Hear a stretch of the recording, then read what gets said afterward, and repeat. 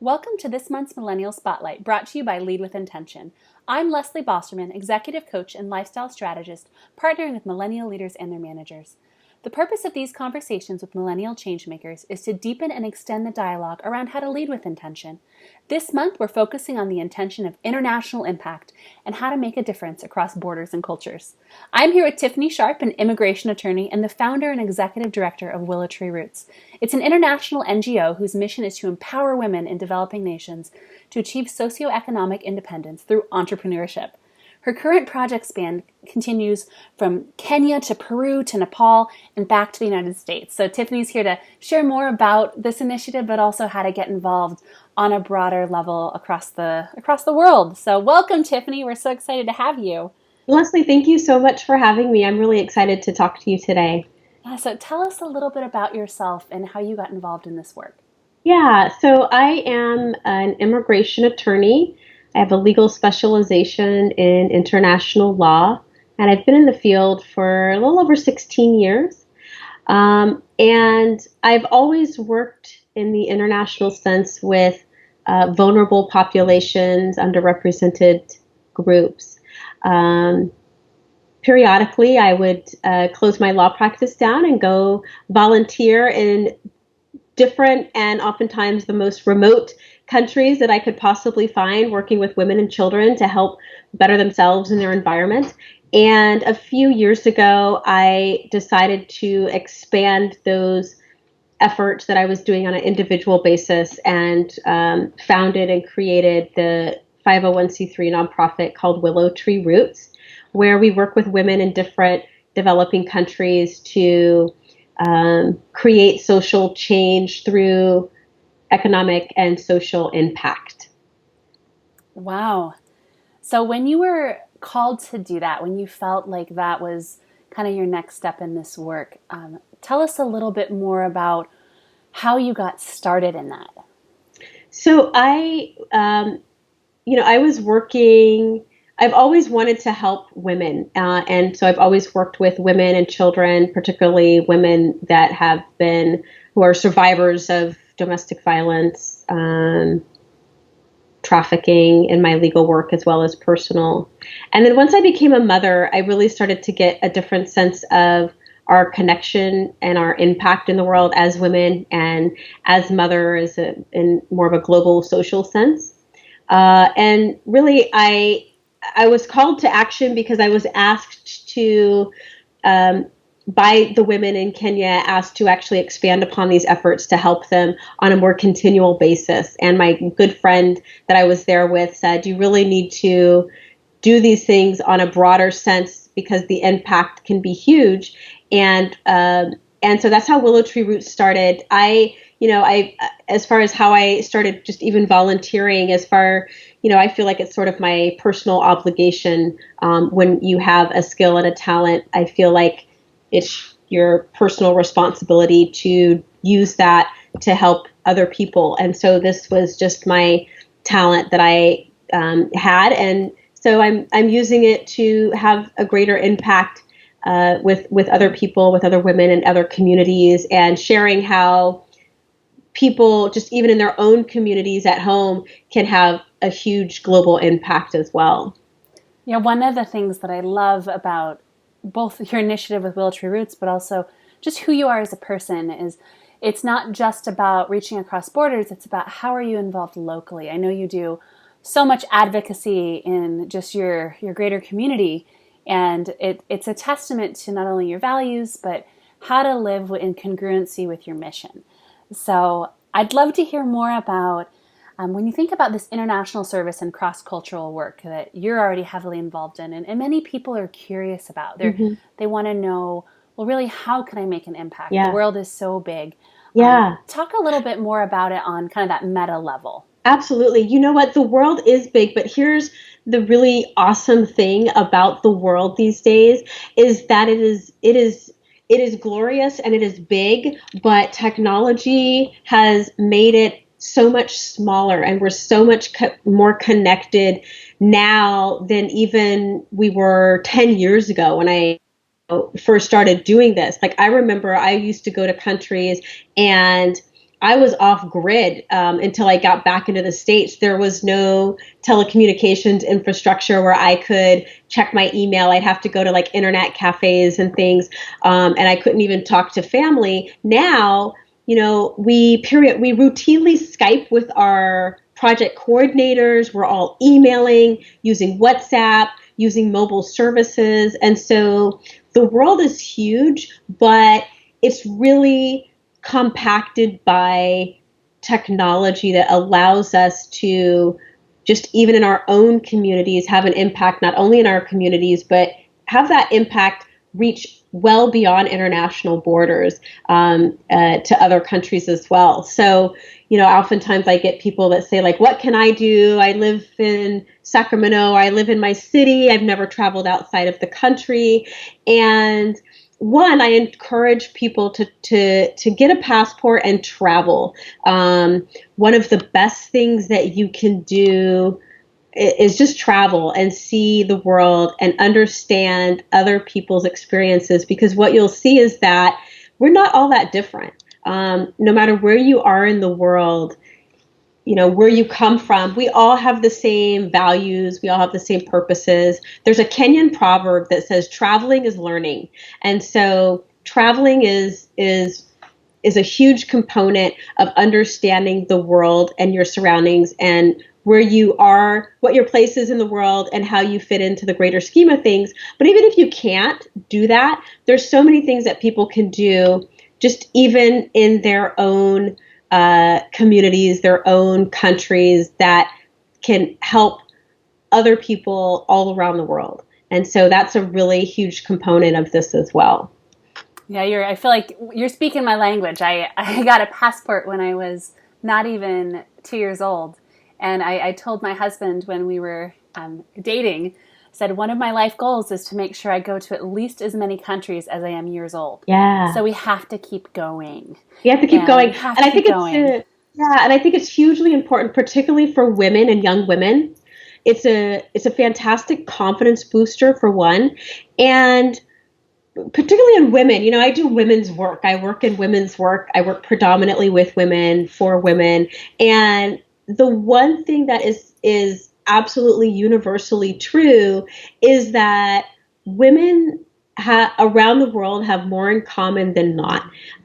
People do in general, but particularly women, we have so much in common that I love to see young women getting out in the world, actually absorbing and experiencing and seeing, that we're not that different. We all have the same hopes, dreams, fears, desires. We all want the same things out of life. And it's great for everyone. And I think it's especially fantastic for women and young women to get out there and really get a sense of that perspective internationally. And it builds so much capacity and desire and awareness. And confidence. And confidence around what we need. I know when my husband and I were first married, we moved to Jordan to volunteer in local schools, and people thought we were nuts. And we just thought of it as a way to give back and to build that awareness again and have an adventure. But a lot of the time we look at travel as just purely for leisure, entertainment, or adventure. But like you said, it's so educational. It's something that is so much more formative. Right. But let's get to kind of the meat of this. So when we talk about international impact, so not just going somewhere and being exposed to something, but actually doing something with it. Tell me a little bit more about trends that you've noticed among kind of this younger millennial generation. So the 25 to 35-year-olds, and even the people that manage them, because I know there's a divide sometimes between international awareness among generations. So yeah, what are the things that you're noticing? That's a great question. So I have to, I'm not a millennial. I just missed it, but I'm really excited about the millennial generation because they get it. Like they get it. Young people between the ages of 25 and 35 are raised in an age where the international boundaries and the limitations that previously made it difficult for other cultures to connect, they've really fallen. And again, that's with technology, that's just with a greater awareness socially. And, millennials are geniuses. They're absolute geniuses in the way that this amazing group, this amazing generation is able to find ways. It's like there's this desire to connect with other people, and this desire to connect with other people drives innovation and creativity and finding ways. And so I'm really excited. I mean, I think this generation, the social and international impact and developments that are going to come from this are huge, because there's this mindset that there's just not this limitation. There's not a cultural limitation. There's not a border limitation. And so it's really exciting to just even understand, get a sense of their perspective about how there's just an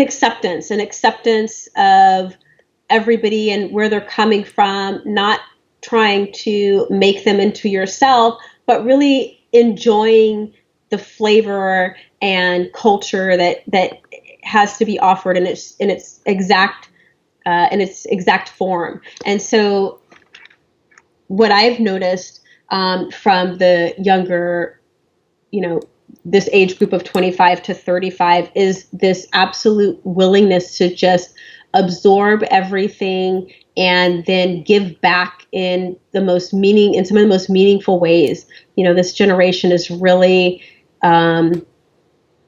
interested in impacting not just themselves and their community, but how can they impact the world? And they, with the technological developments that they're creating, that generation is creating, it's really becoming possible to do that. Yeah, just the engagement, I think, and the ability to be not only civically minded, but globally oriented. Right. I think there's a lot more interest in traveling. And I know when I do career coaching for a lot of millennials, they always say, well, I really want to negotiate my PTO, my vacation packages, so I can get out there and I can still have this as part of my identity. And I think sometimes that's hard for their parents or their managers or others to get. Because it's an openness. Yeah. It's an openness and this desire to see the world and what other people are doing, because we see it on social media, we see it on television, we see the world, and this next generation is really interested in not just seeing the world, but actively engaging in the world in a global sense. And I think that is so fantastic and awesome. And I'm really excited to just be able to witness what they're going to do with this knowledge that they have within themselves. So we're thinking really positively right now and looking at the hope of this. What about the flip side? So are there any issues or things that you're noticing that are maybe limiting millennials with making international impact? That's a good question. Social media and technology really is helpful, but it's not the end all to be all. So for example, we spend a lot of time staring at our phones, staring at our computers, and it's very easy to think that what's coming out of these devices is what the world is. And so the flip side, what I'm seeing is that there's this engagement, but it's an engagement that may not be socially real. And so my suggestion would be, again, to put the devices down and actually sit and talk and have real face-to-face, person-to-person conversations, not just with people from other cultures and countries, but with your friends, your family. I think it's easy to get detached and start thinking that, these forms of technology and social media are actually, they are the new reality, but there's something to be said for actually having coffee, tea with somebody. In a lot of these countries, like Kenya, for example, you're never going to get anywhere unless you sit down and have a dialogue, a face-to-face dialogue, a cup of tea, cup of coffee, you share meals. It's that person-to-person, like actual physical interaction with people that I oftentimes see falling by the wayside, and having technology take the place of it. Technology is awesome. We just have to remember that we still are humans, and human beings have this innate need for social connection. And without it, it's difficult. It's difficult to survive. So that would be my only sort of concern, or with the advance of technology, is that we just take a step back and don't forget to actually give somebody a hug, and like sit down and have like a conversation, hold someone's hand, have a verbal conversation face to face.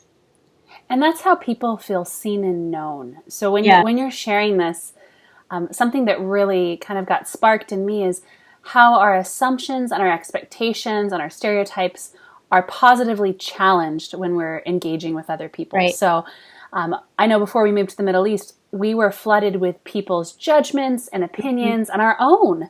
And when we got there, boots on the ground, you just, sandals on the ground, really. You look and you say, who are this beautiful culture, these people who are very similar to us, like you mentioned before, we were so heavily connected that we didn't anticipate being so kind of wired in a developing kind of second world nation. There's that space where you can get lost in what's familiar, and sometimes it challenges you to say, well, what isn't familiar, and why is that still okay? Yeah. So I look at that as such a benefit. And when you have your perspectives and stereotypes and assumptions challenged, and you approach that with curiosity rather than fear or criticism, the world just welcomes you. Right. Absolutely. And the best way, in my opinion, to break down a stereotype is to immerse somebody in that exact culture or situation from which their stereotype stems from.